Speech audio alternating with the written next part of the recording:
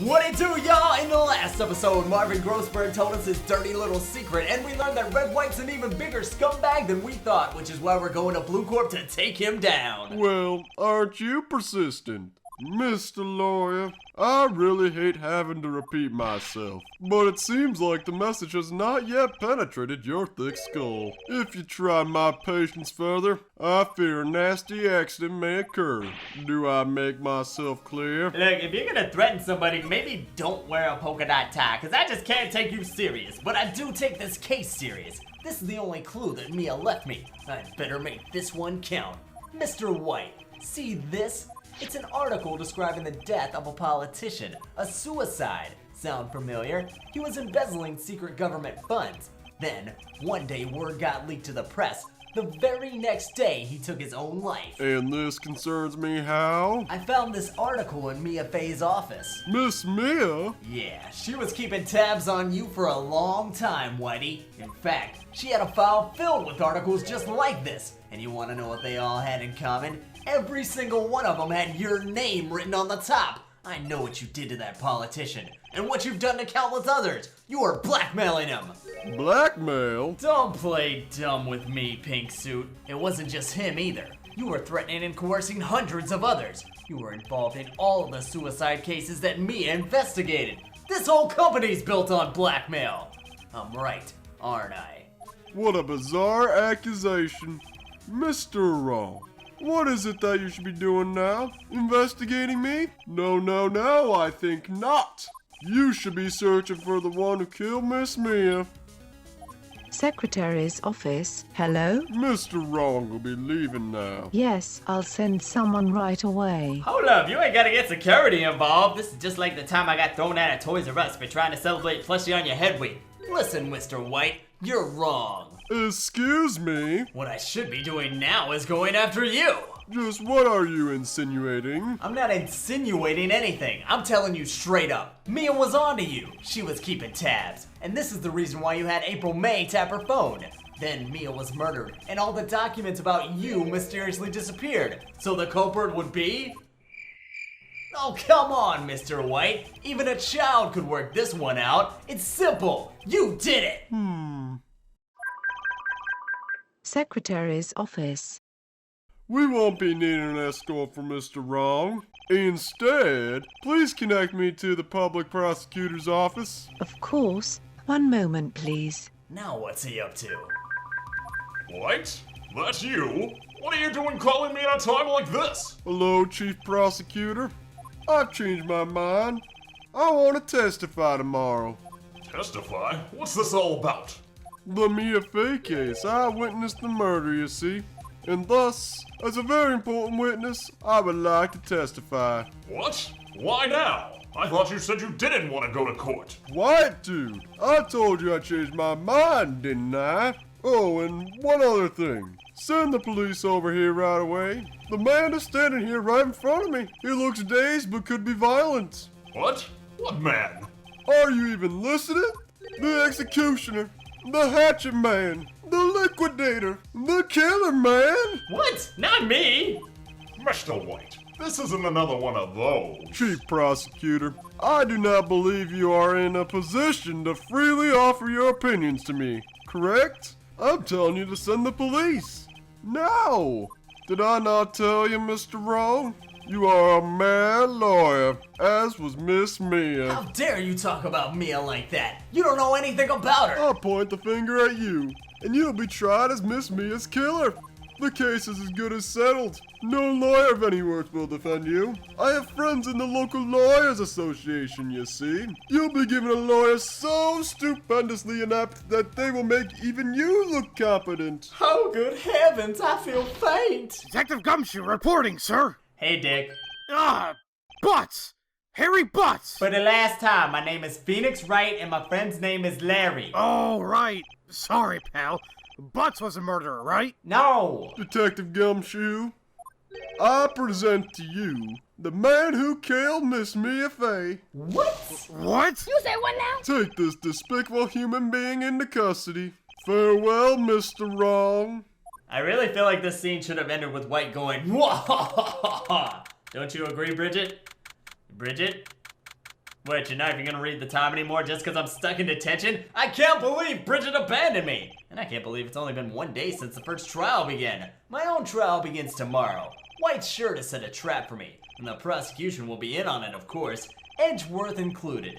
An attorney was assigned to me by the state yesterday, but I refused. Right! Wait. Mr. Wright! Oh, Maya. Good to see ya. Looks like they let you out of detention. Just now, yes. It's all thanks to you. Now I'm afraid we've switched places. What? You mean you? I don't believe it. How many people does that man need to destroy before he's satisfied? My mother, my sister, and now you. This has gone too far. Mr. Wright, please tell me, is there anything I can do? Well, I wonder if you might get me a rock hammer. And a poster of Raquel Welch, just because I like stuff that starts with the letter R. Rock hammers, Raquel, or you could just cheer for me in court, I guess. Cheer for you?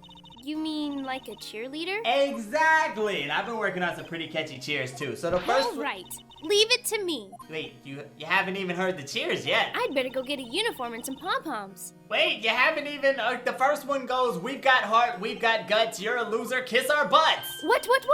No, butts, not what. I was kidding about that whole thing anyway, it was just a joke! No way! Look, if you really have your heart set on wearing a cheerleading outfit tomorrow, I'm certainly not gonna stop you, but I was just kidding. And there really isn't anything you can do for me anyway. But I can't just sit here and do nothing.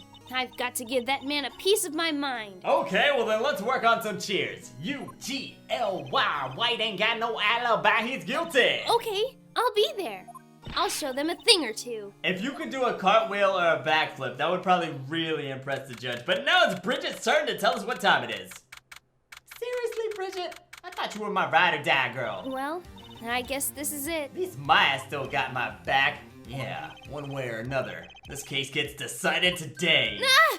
Phoenix, look! What's wrong? Is this something really scary like a garden gnome? I'm sorry for all the times I knocked you over in Sims 1. Oh, it's just Prosecutor Edgeworth. I received a call from the public prosecutor's office yesterday. He told me that whatever Mr. White says today, it will be the absolute truth. No matter how you try to attack his testimony, if I raise an objection, I have it on good faith that the judge will listen to me. What, does White have the judge in his pocket too? So you're saying I'm gonna be guilty? End of story? I will do anything to get my verdict, Mr. Wright. Why? Why? How can you torment an innocent person like this? Innocent? How can we know that?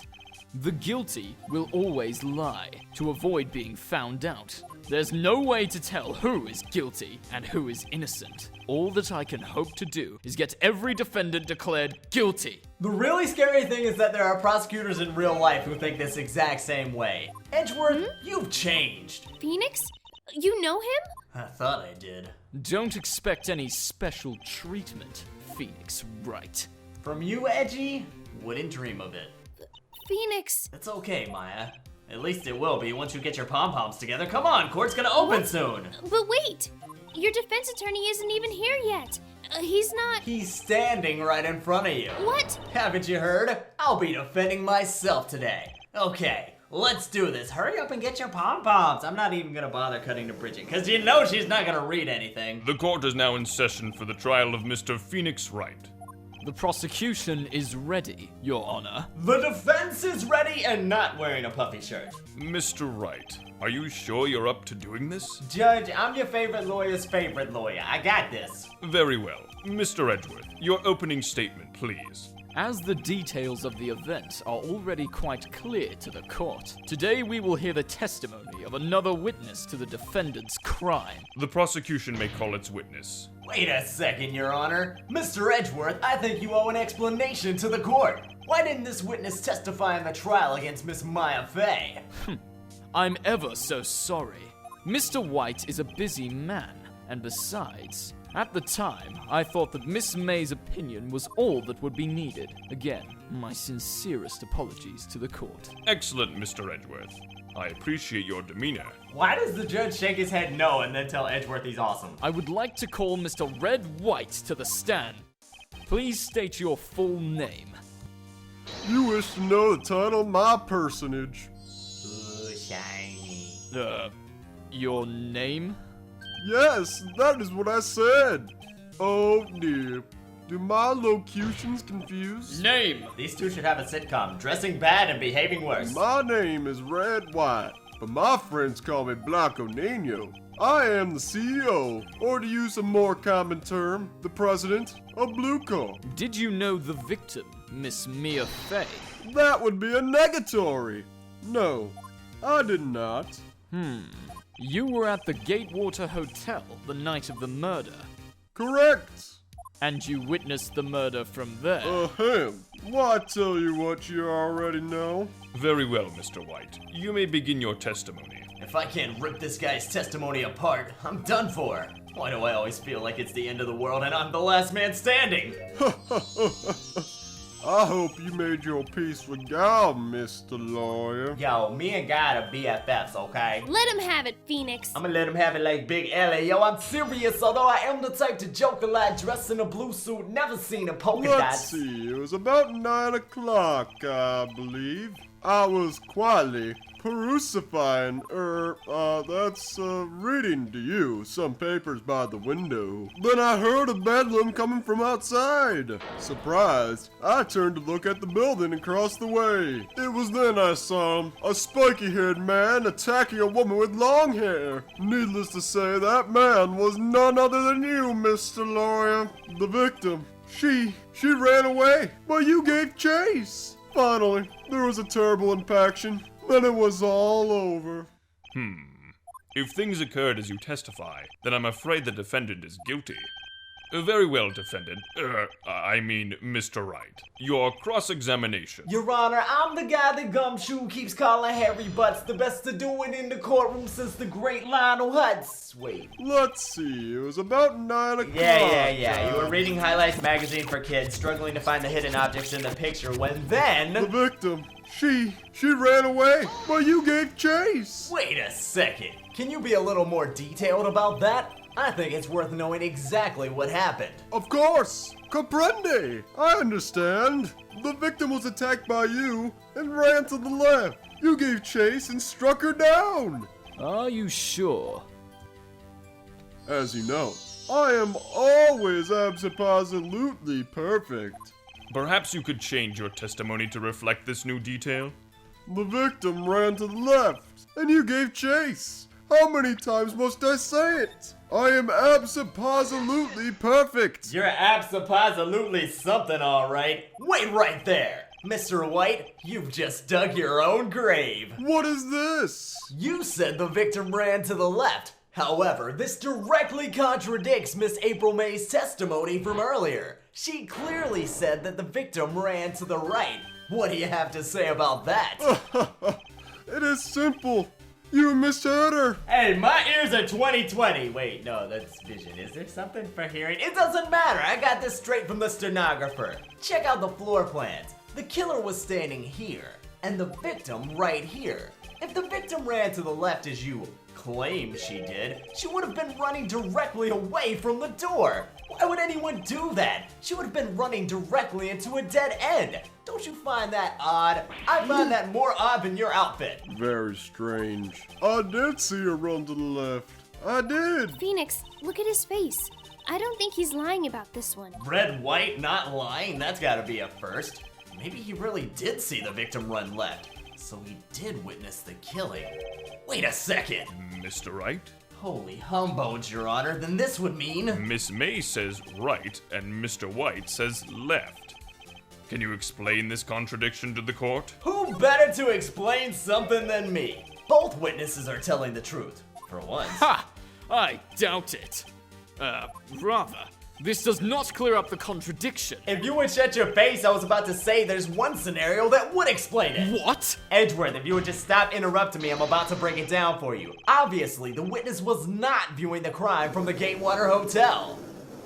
Oh, no, he didn't. Mr. Wright, what do you mean? Yes, what do you mean he was not viewing the crime from the hotel? If he was not in the hotel, where could he have been? Believe it or not, George isn't at home. White isn't home. He wasn't at the hotel because he was at Fanco Law offices. More specifically, standing right here.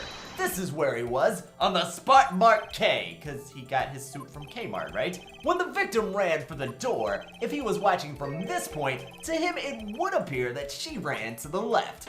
Please, this is no time for jokes in ill taste. That is where the killer was standing. What? Killer? Well, how about that? Order! I will have order! Anyone disturbing the order of this courtroom will be held in contempt. Mr. Wright, what are you suggesting? Rapscallion! Objection! I think he meant to say rap star. The postulations of the defense are a distortion of the truth, Your Honor. Indeed. They do seem a bit far-fetched.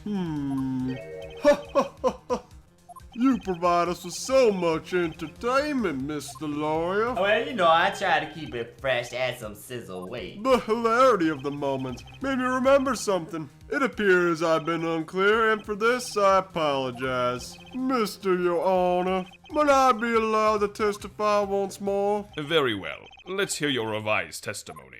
Good luck. You can't fix a broken testimony. But you can teach an old dog new tricks. I just taught Missile how to play Dark Souls. He's really good at it, actually. It's crazy. Miss May's testimony was correct, as was mine. When you assaulted the girl, she first ran to the left, and then you hit her savagely. That is what I saw. Next, with the last of her strength, she ran to the right. You chased her and delivered the final blow. What? That is what Miss May saw. You see, you hit her twice. Don't you remember, Mr. Lawyer? It's getting deep in here.